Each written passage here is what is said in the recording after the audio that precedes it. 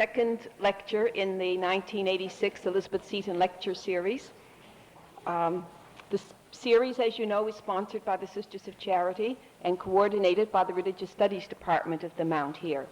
The theme for our lectures this year is Women and Religion. Those of you who were here last evening heard our speaker, Dr. Denise Lardner Carmody, introduce the topic by placing it within the context of a broad sweep of history and cultures. So after discussing last evening the topic of women and the humanization of society, Dr. Carmody this morning will address for us the topic of feminism and Christianity. Now we know some of you have an 11 o'clock class and the lecture will be about an hour, but those of you who are able to stay are most welcome to stay and to ask questions or to dialogue with Dr. Carmody for half an hour or so after that. So, Dr. Carmody.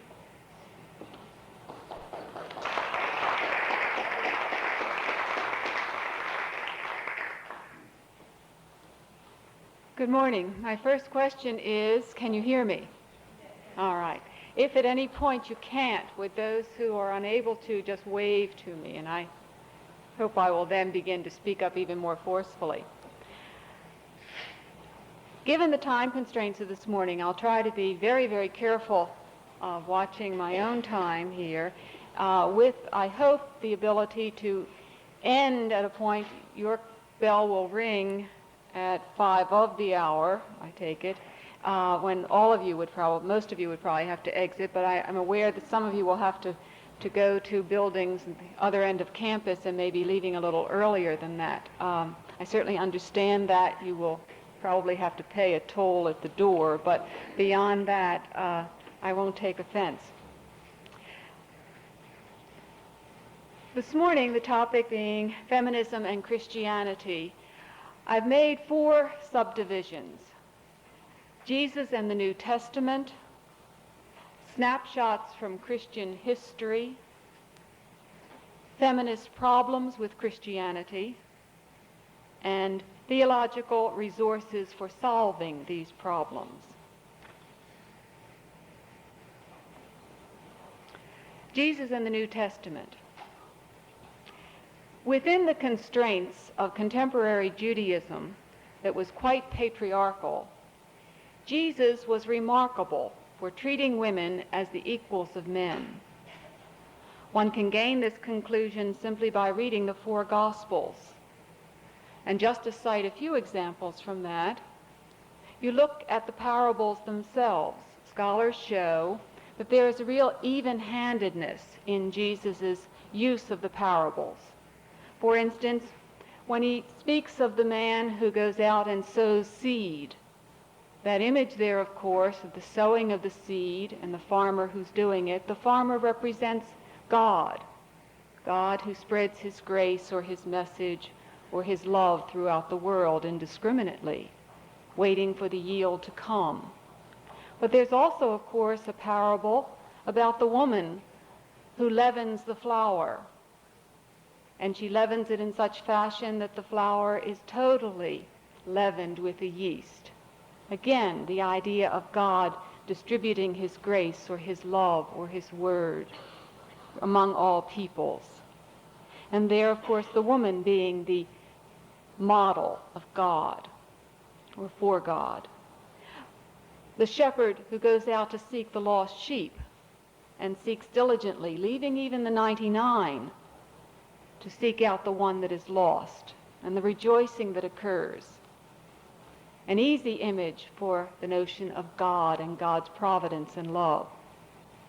But of course also there's the woman and the lost coin. She cleans her house, searches out every nook and cranny until the coin is found. Then she calls her neighbors and celebrates. An image there of God's beneficence and love. Even the story of the prodigal son, which might be better named the prodigal father, because the father lavishes such love on the undeserving but repentant son.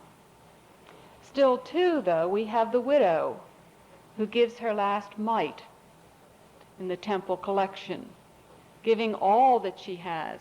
What greater image could we have of God's love? So that the parables then, you can go through them, and you will find an even-handedness in Jesus' use of both men and women to model and to show forth the love that he said was his Father. Jesus knew his audiences. He was preaching to both men and women, and he was drawing from their common life together frequently the images that he would use. So too, the Gospels tell the story of Jesus' friendship with women, with Martha and Mary. All of those stories are so familiar to us. But we accept them probably almost without thinking. Yet at the time of Jesus, they would have been quite startling for a Hasid or a rabbi, a holy man of Judaism of his day, to have that kind of easy access and conversation with women. The story of the woman at the well, where even his disciples were a bit flabbergasted that he spoke with a woman.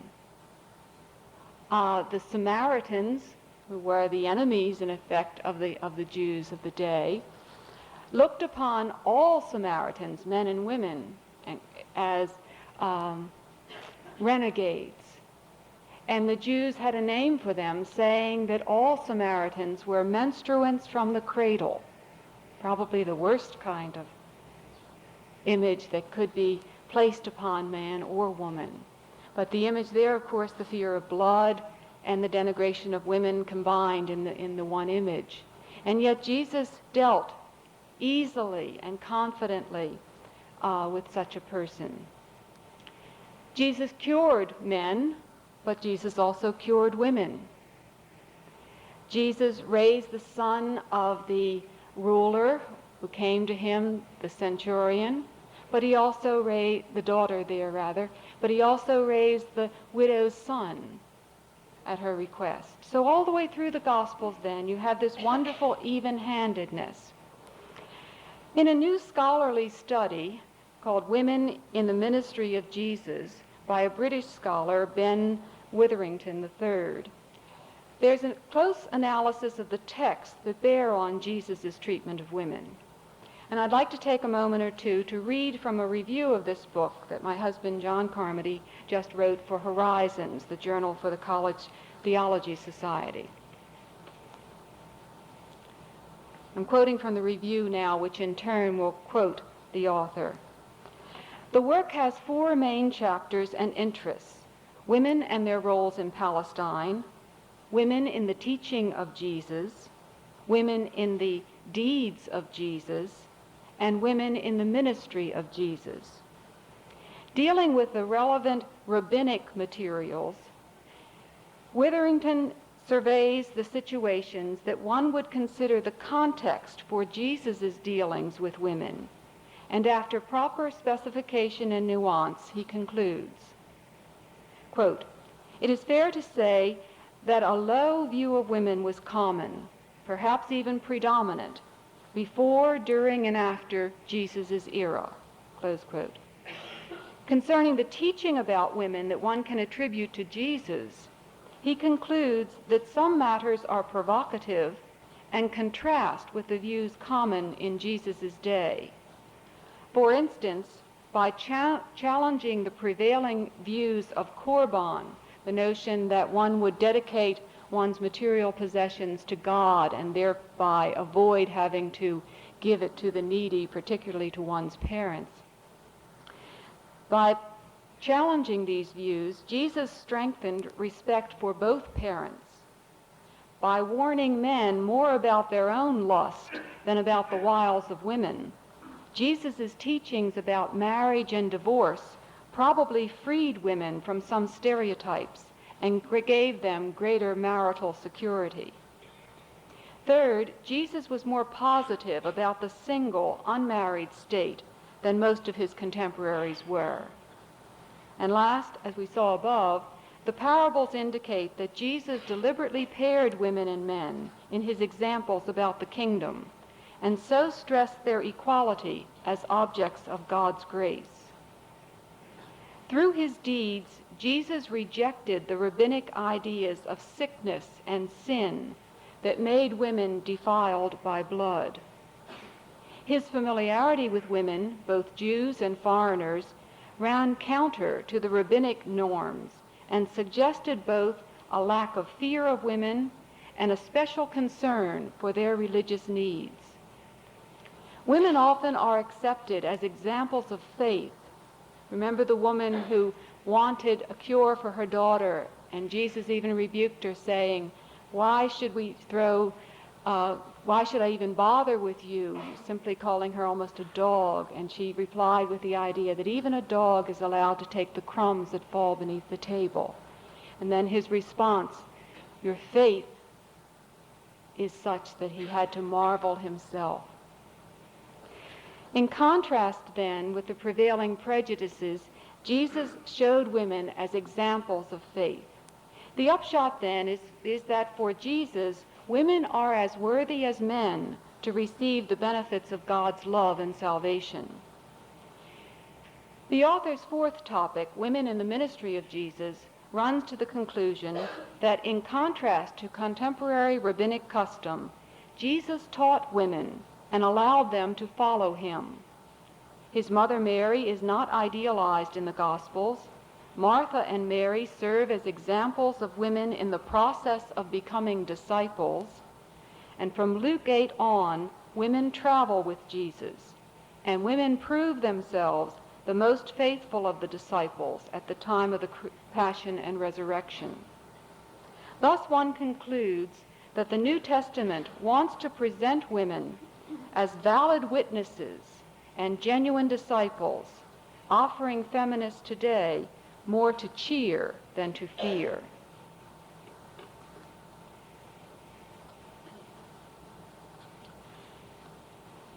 A second point, apart from the Gospels themselves and the New Testament testimony about Jesus' attitudes toward women, the second point is the work of a New Testament and early Christianity scholar by the name of Elizabeth Schussler Fiorenza, and her noteworthy book, In Memory of Her, in which, after sketching a feminist hermeneutic, which most of you would, I think, know to be a way to read the historical text so that the silent partner, namely the many unofficially represented women, can be properly appreciated. And Fiorenza uses this technique of feminist hermeneutics to talk about the ways in which the evidence, if not the actual presentation of women, says that women's roles in the early church were probably far more significant than the recorded image that we get. But at any rate, in making her various points and arguing her thesis, she points out three salient topics that I think are worth our consideration for the next few moments. I'll try to just translate for you what these are, and I think their relevance will become evident in the rest of the lecture. Elizabeth Fiorenza stresses that the early church was quite a fluid situation, and that the kind of movements or trends or tendencies within that church were many. But among the many, she cites two as of special importance. One she calls the Jesus movement, and that basically is the tendency within the early church to pick up on the egalitarian, holistic, democratic themes of the New Testament materials. The ways in which, for instance, Jesus portrayed that kind of even-handedness in dealing with both women and men. That sort of emphasis was the moving motivation behind the early Christians who felt that Jesus truly had come to establish a new kingdom, to bring a kind of radical egalitarianism, to counteract the culture of his day that stressed the dominance, for instance, of men, the dominance of the wealthy against the poor, the dominance of those who were in the established religion against those who were the outsiders, the Samaritans, the so-called unbelievers of the day. All of that kind of countercultural thrust, then, she labels the Jesus movement. And she argues very, I think, persuasively that within that movement, and because of that movement, women proselytized as well as men, that women and men went out as disciples in the early church. She cites, of course, the examples given in Paul, that women were the heads of house churches, and that didn't just mean that they baked the bread or cleaned the house. It did mean that they were patrons, that they were wealthy women, women wealthy in their own right, who in effect supported the church, and in whose homes there would be the regular meetings of the early Christian groups. And that, because they were patrons, they in effect ruled in those early home churches, just as the male counterpart, where they headed up the house churches, would establish their own authority and in effect be the rulers for that little group. So that by all kinds of evidence, she puts forth this thesis that the Jesus movement was highly influential in the early church. She also, though, says that there was another movement among the many that are frequently cited that was in effect a counterbalance to this Jesus movement, and that she labels love patriarchalism. From a common sense point of view, this movement would be those among the early Christians who felt that Jesus had not come to radically to disturb the status quo, but rather to change it, rather than disrupt it. And the status quo of that day then was both the Jewish culture and also, of course, the Hellenic culture, in which the whole notion of patriarchal and hierarchical family situations prevailed.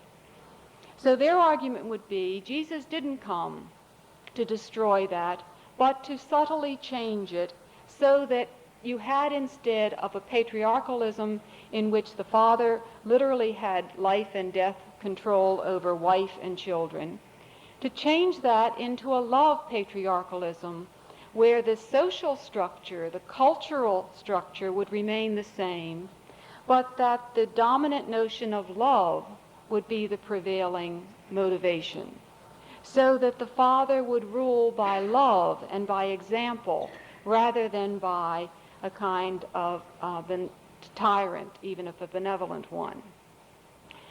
That sort of allowing the status quo to remain, but changing the tone of it, is one that, again, fortunately or unfortunately, or maybe inevitably, in a patriarchal culture, Fiorenza argues, came to rule the day. That the dominant theme gradually was the love patriarchalism, so that the wife was still subject to the husband, for instance, no radical egalitarianism as in the Jesus movement, but that the husband was to love the wife and was to show the wife every honor and concern. The conclusion then from this sort of survey of early Christianity would be that within the scriptural materials themselves, within the example of Jesus, feminists have a strong basis for saying that the early Christian example gives them a kind of role and status that should really prevail today, gives them the kind of motivation and the kind of approbation, the part of the scriptures themselves that would say Jesus' treatment was radically equal. At least the very earliest strata of the church showed that same kind of equality, and therefore, at least if you're using the basis of tradition, the argument should be that to be true to our tradition, that same sort of egalitarianism at least should be a factor and probably should be a dominant concern of the church today. Fiorenza would argue that the love patriarchalism, which did come to dominate, had its roots more in the Hellenic and Jewish tradition than in the words and deeds of Jesus. She would also argue, lastly, that the Jesus movement was never squelched, that it tended to pop up all the way through history, and that the kind of countercultural movement that it exemplifies is still present, probably most vividly today in liberation theology.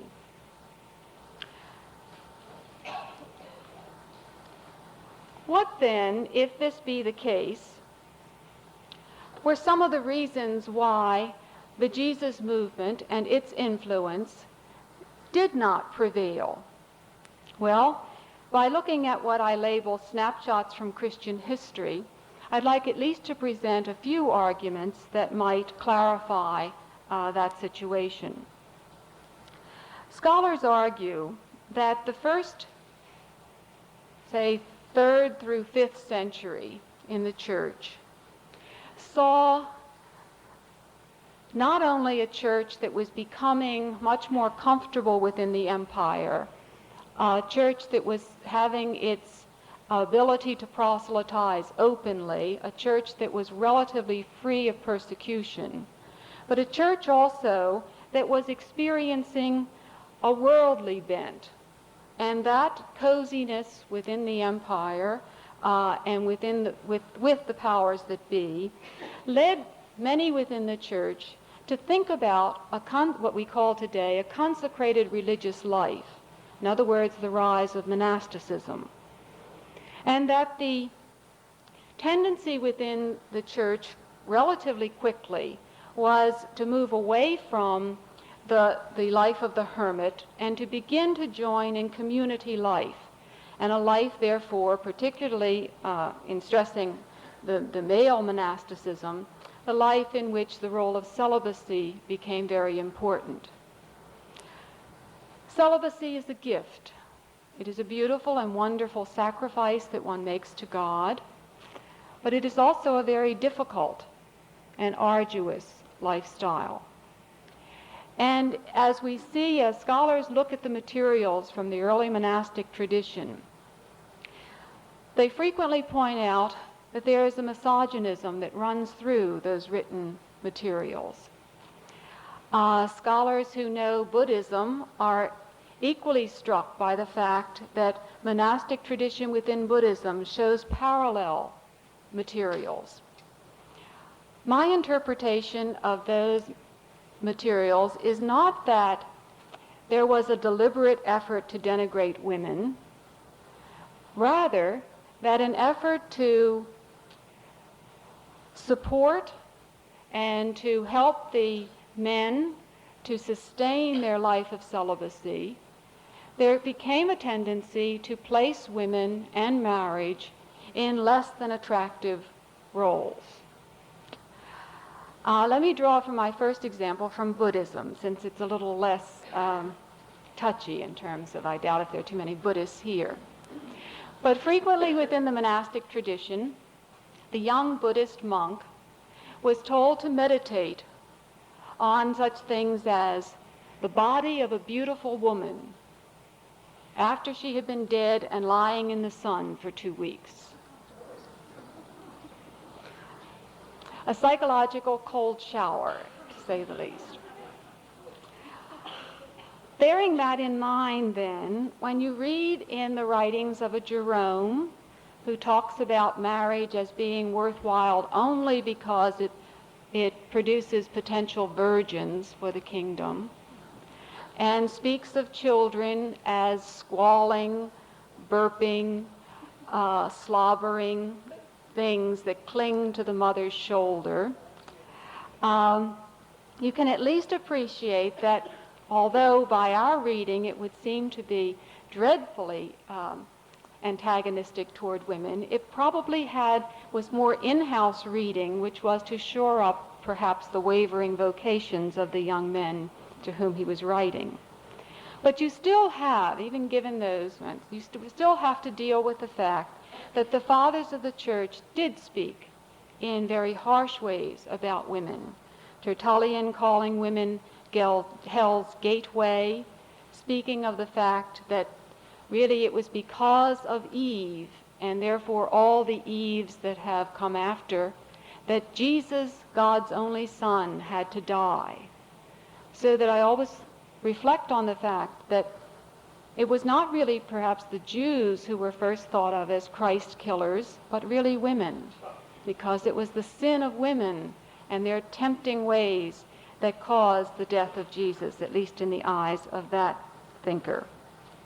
You know, people like Chrysostom in the Eastern Church, when the church was allowing widows to remarry, although of course it didn't always encourage that, but Chrysostom is quoted as having said that it perhaps is acceptable that widows remarry, but after all, what man would want used goods?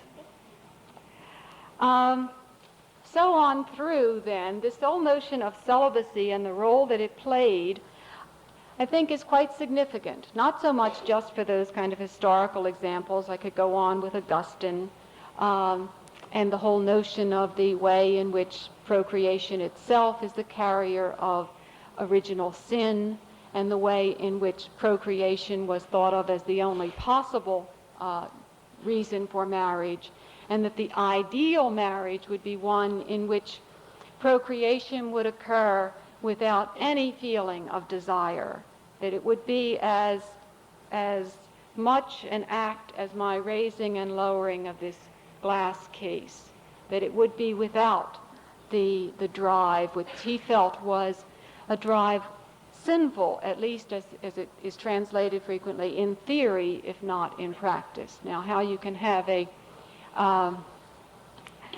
active intercourse that is merely theoretical or not practical is another matter. But at any rate, then, the image of woman as temptress, as fickle, as pulling men down from the heights, I think when it is understood historically, a lot of the sting, perhaps, is taken out of it, because it was so culturally conditioned by the needs, at least as they were perceived in that day. What is, of course, more difficult to deal with is the fact that the imaging remains a very subtle force all the way down to our own day. And I think unless those early materials are studied and their causes are understood, we can continue in our present day having to bear the burden of a legacy that should no longer be in use, and certainly was dubious even in its origin. A second snapshot from the Middle Ages, and again I'm using a very recent book by Margaret Miles called Image as Insight, in which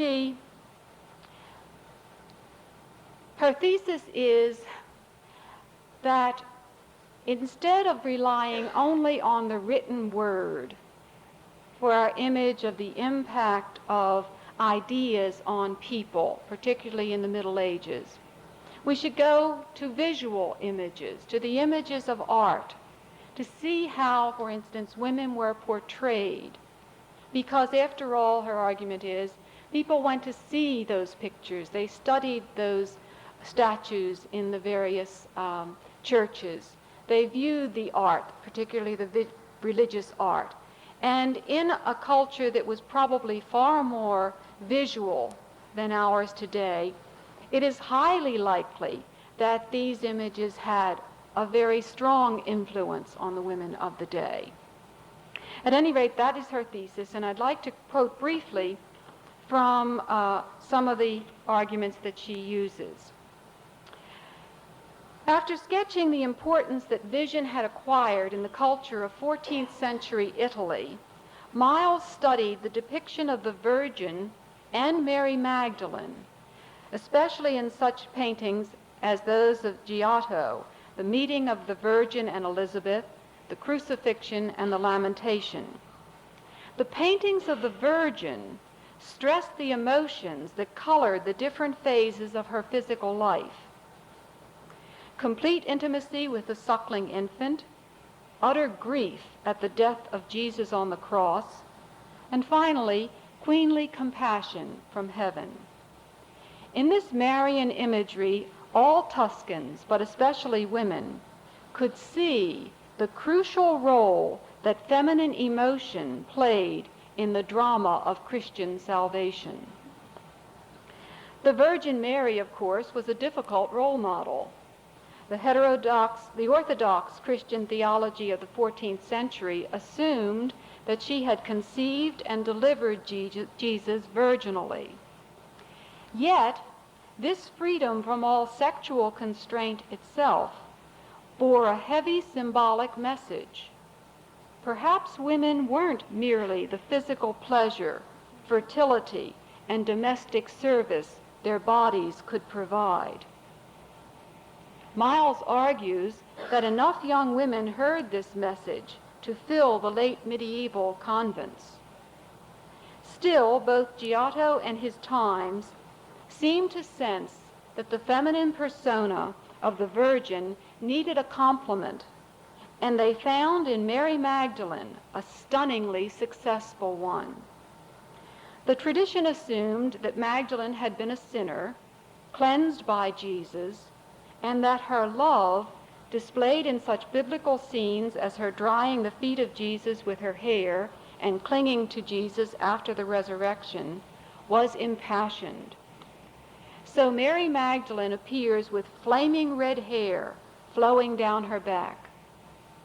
Both at the cross and in heaven, she is the ardent lover, touching the nails in the feet of her master and rising above the angels through the power of her passion. Once again, the message was explosive, and the middle-class Tuscan women who were experiencing a surge of economic independence probably would have caught all the overtones. For instance, the independence shown by such religious leaders as Catherine of Siena at this time displays some of the fearlessness of the Magdalene. Clearly, many other factors were shaping contemporary Italian history, and visual images in themselves remain capable of numerous interpretations. But the new interest in women's religious experience that has surfaced in the last decade has taken historians such as Margaret Miles back to the sources with fresh angles of vision. As such scholars work, women begin to emerge from what Elise Boulding has called the underside of history, tipping the scales at least a bit toward the two-sexed male-female experience that common sense shouts should have been and probably was the full story.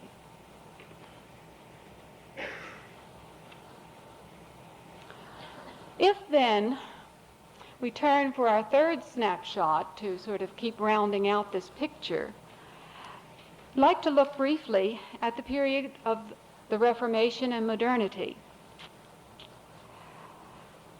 The Reformation could have been a real change in the status of women within Christianity, because for the most part the reformers had that back to basics idea in which they were putting aside the accretions that they said was part of the Roman Church and adopting a much more biblical and therefore much closer, they hoped, to Jesus' own tradition and attitude. Unfortunately, as we probably realize, their source frequently was Paul, whose record in terms of the attitude toward women reflects as much his own Jewish heritage and his Pharisaic heritage as it did the Christian one. So people like Martin Luther, by marrying himself and by making the home a focus and the norm for Christian life, while all of that raised the status of women in certain ways and certainly raised the status of marriage, Luther is frequently quoted as saying that the true role of women for salvation, if they wish to be saved, is that they, quote, bear themselves out. In other words, only through childbirth would they merit eternal life. He also speaks of the fact that while men are supposed to go abroad and spread the word of God, and this is another quote, that women should remain at home like a nail in the wall. Not exactly a favorite image of mine. Whereas Calvin, in giving his description of women, which I will not burden you with right now, it comes out to be a recipe for male satisfaction. Basically, she was to look after his food and after his clothing and after his little comforts so he wouldn't get the sniffles and so that he would be basically quite happy and content.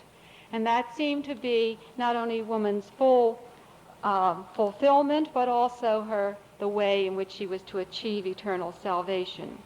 So that in fact, except for those left-wing reformers who gave women and men equal status within their churches, the mainline Protestant Reformation saw that women still staffed the pews and the altar societies.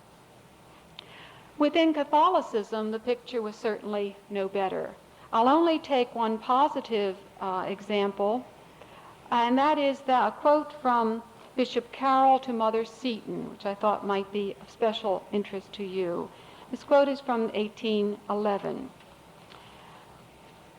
The quote says, "It has been my endeavor when I read the Constitution to consult in the first place the individual happiness of your dear sisters, and consequently your own. Secondly, to render their plan of life useful to religion and the public. Thirdly, to confine the administration of your own affairs and the internal and domestic government as much as possible to your own institutions, once adopted and within your walls. Assure yourself and them," meaning the other sisters, "of my utmost solicitude for your advancement in the service and favor of God, of my reliance on your prayers, of your prosperity in the important duty of education, which will and must long be your principal and will always be your partial employment." End of quote. I use that only as a brief way of saying that within Catholicism, one way through the time of the Reformation and on up into modernity, the role of the nuns and of consecrated religious life gave women a particular kind of option, and probably in the practical order, therefore, improved the condition of marriage in general, because that's a similar sort of thing that went on in Buddhism, that by having the very option of a consecrated life, a life in which by all measures they could call their own, that it also had its effect of making the equality within marriage, if not on the books, at least in practice, a greater reality. The third theme, then, of today are the current feminist problems with Christianity. First, a general view, and then a more specific focus. General view is, among feminists, that the church is far more a part of the problem of women's oppression or second-class citizenship. That women are burdened with the Madonna-whore duality. That is, if not, and I don't mean to imply that that is a concoction or a conspiracy within the church, but it certainly is one that the church has not fought. That the women in society in general, in patriarchal cultures, we find are never the norm. They are either far better than men or far worse than men. And it's only the men who are the norm.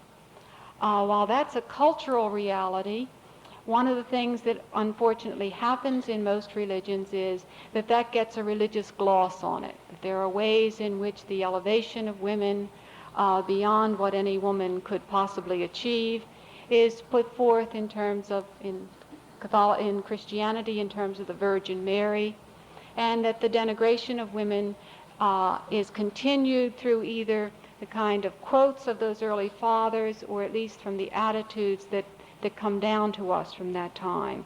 That women, at their best, need to be controlled, since they are so wanton in themselves that they are almost irresponsible, or that they are so weak-willed that they are unable to be anything but manipulative in their efforts in dealing with men.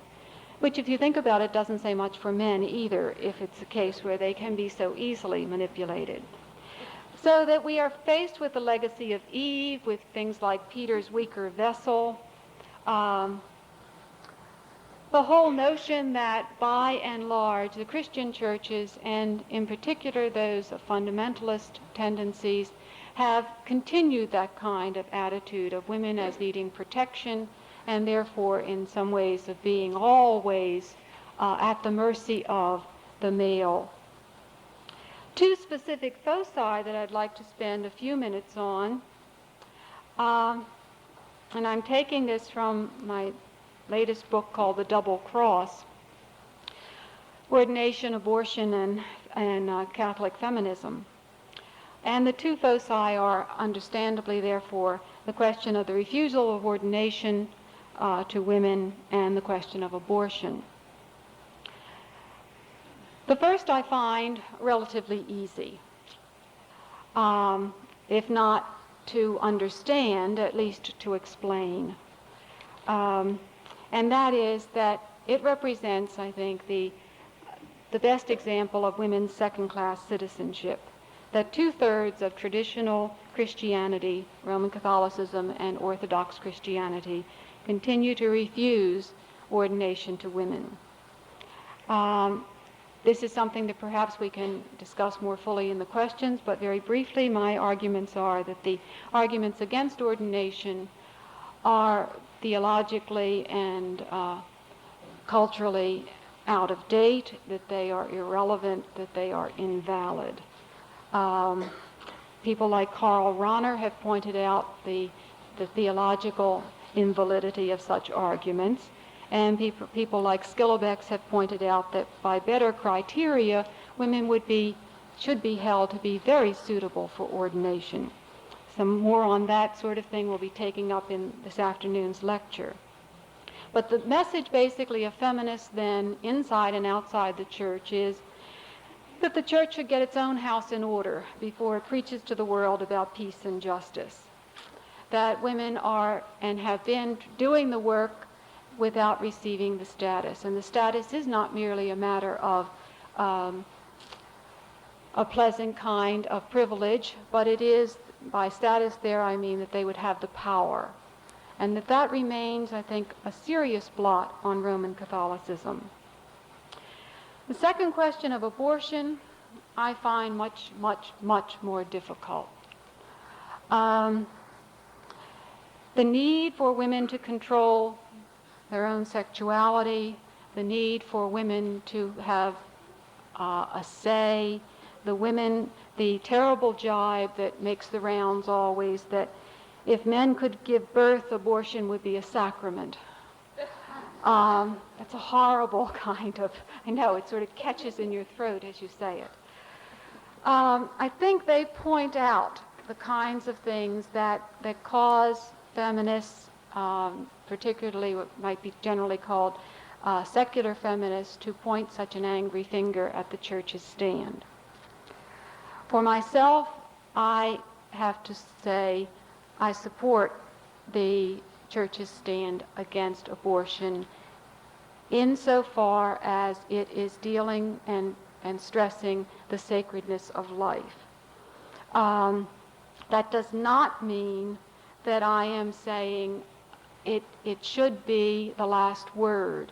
I think that the present problems in terms of the church's refusal to allow full discussion, and especially whatever church authorization in the United States about silencing those who speak out and want that discussion, I think those are all power questions, and in no way do I think that the church is doing itself or society any service in that kind of attitude. But I would argue that abortion, that perhaps everyone except some very, very, very small minority that is almost negligible, that no one thinks of abortion as anything other than a terrible tragedy.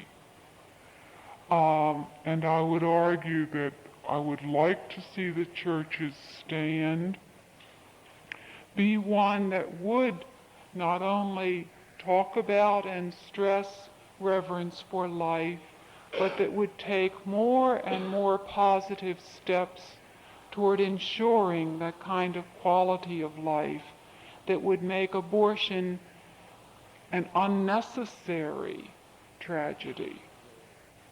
And that would mean things like attitudes about so-called artificial contraception.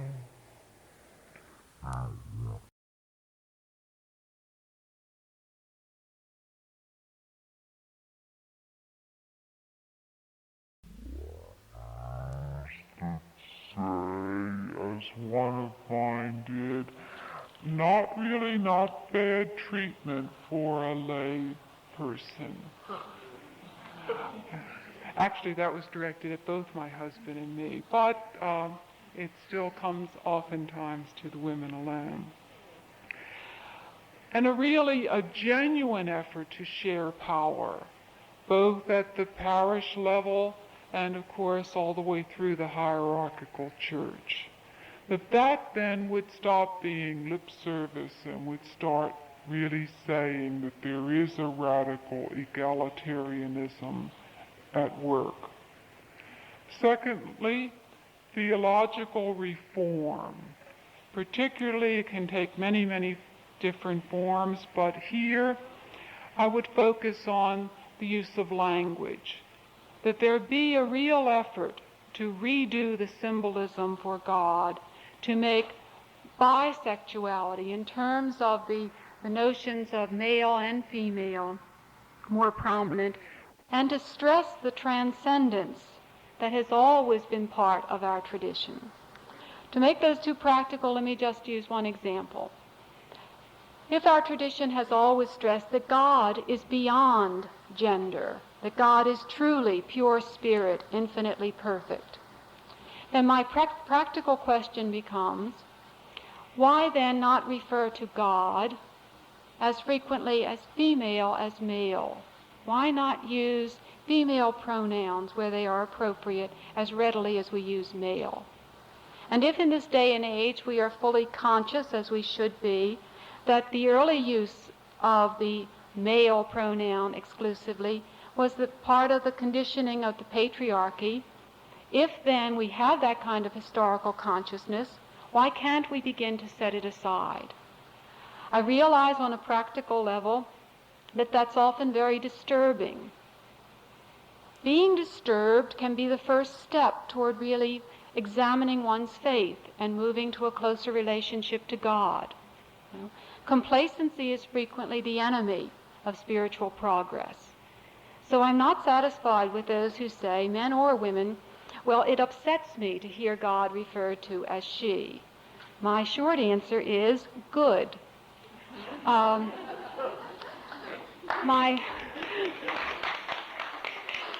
longer answer would be that in parishes and situations where it's likely to become divisive, then I would say the kind of patience and prudence, but perseverance, is necessary to do the educational work that will make the cohesiveness remain while the progress is still achieved.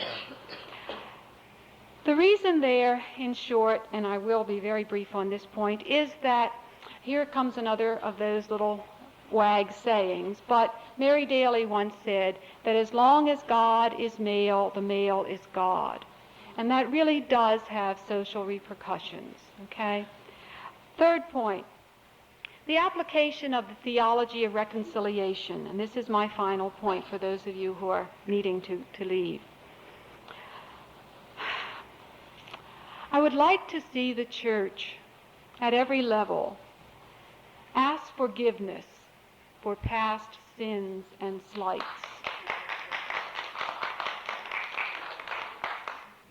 And I would like to see women move beyond anger to reconciliation.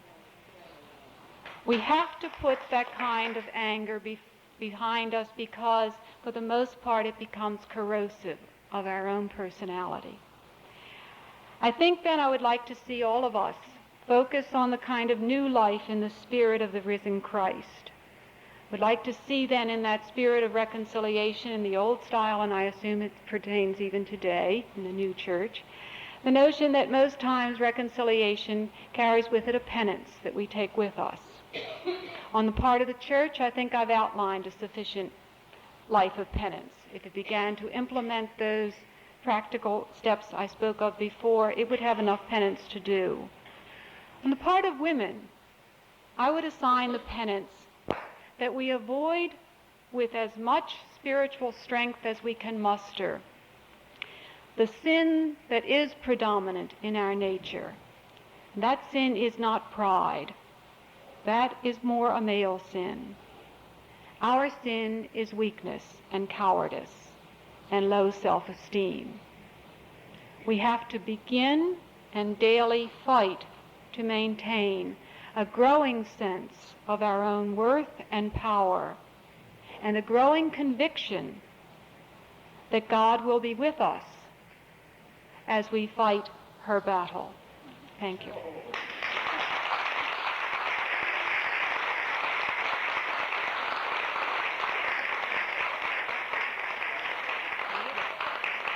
It is 5 of, so those of you who would have to leave and those of you who can stay, why don't we take a stretch break and then we can reconnoiter.